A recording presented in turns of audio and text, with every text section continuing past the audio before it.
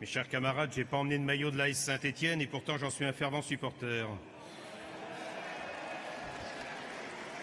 Mes chers camarades, je vous adresse le salut fraternel de tous les syndicats affiliés à la Fédération des finances FO, et plus particulièrement de ceux qui m'ont mandaté pour approuver le rapport d'activité et de trésorerie présenté par l'ensemble des membres du bureau confédéral.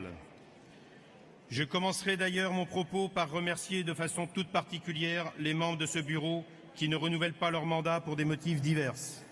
Et Jean-Claude, bien entendu, avec qui j'ai pu nouer une amitié de travail sans nuage, toujours présent les fois que ma fédération et ses syndicats l'ont sollicité, et ce jusqu'à ces derniers jours.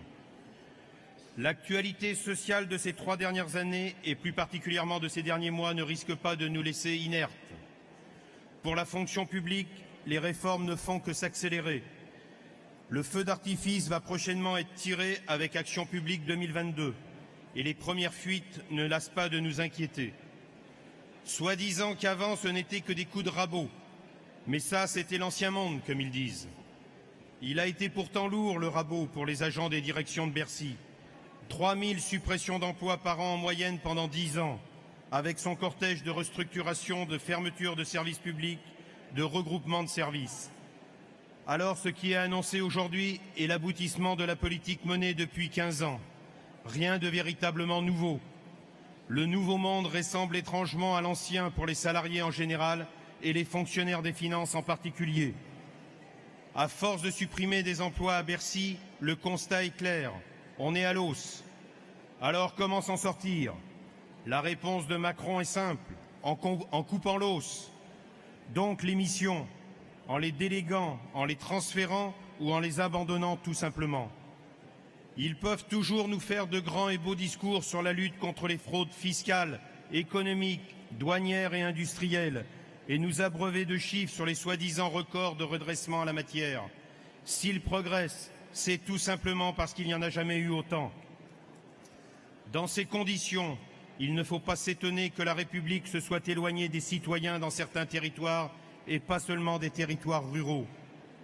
Action publique 2022 est au final non seulement une politique de gribouille budgétaire, mais de cela on a l'habitude, mais c'est en plus une remise en question de la conception républicaine des services publics. Les suppressions d'emplois et les restructurations à tout va ont des conséquences bien identifiées pour les agents de Bercy. Maladies chroniques, souffrance au travail, mal-être au travail. Les acteurs de prévention sont de moins en moins nombreux et ne savent plus où donner de la tête.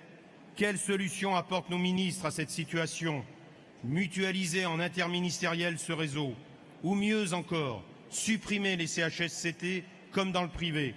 Retour 30 ans en arrière à Bercy. Bonjour le progrès social.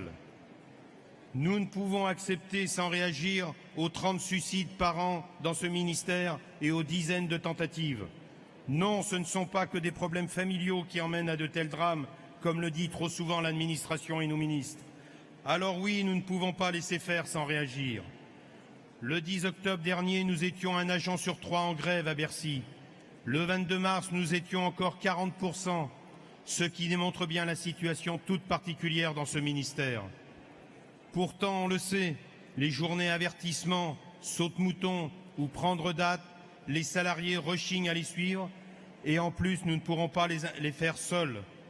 À chaque fois, on est tous d'accord sur ce postulat et pourtant, on en remet une tous les 6 mois. Malgré tout, le contexte actuel nous emmènera à s'engager pleinement dans la journée du 22 mai et nous essaierons de faire mieux qu'en mars. L'action se mène par la volonté des salariés dans le contexte particulier de leur entreprise et de leur administration. À nous, organisations syndicales, d'impulser pour arriver à créer les moyens de gagner cette bataille sociale. L'unité d'action est un outil, pas un postulat. C'est d'ailleurs ce qui se passe ces derniers jours sur plusieurs sites de la DGFiP et je leur apporte le soutien plein et entier de la Fédération pour la journée morte du 3 mai. Mais au-delà de tous les discours et de toutes les actions, si tu n'as pas des adhésions et des voix aux élections, pour le patron, les ministres de Bercy en l'occurrence, tu n'es rien et tu restes inaudible. Qu'on le veuille ou non, avec les nouvelles règles de la représentativité, dans le privé comme dans le public, cela est encore plus vrai. De ce point de vue, il va falloir mettre le turbo dans les prochains mois. Dans la fonction publique, le verdict approche. Tu peux conclure ? Oui, je conclus. Le verdict approche avec ses conséquences pour nos moyens syndicaux et ceux dans toutes nos structures. Ne nous trompons pas, mes camarades, au-delà du travail quotidien effectué depuis 4 ans par toutes nos équipes, ce congrès est une étape majeure. Sans occulter aucun débat, dans le respect de l'écoute mutuelle, chacun doit en être bien conscient. Tous, collectivement, nous serons redevables de ce que nous en ferons. Vive la Fédération des finances, vive la Confédération Force ouvrière.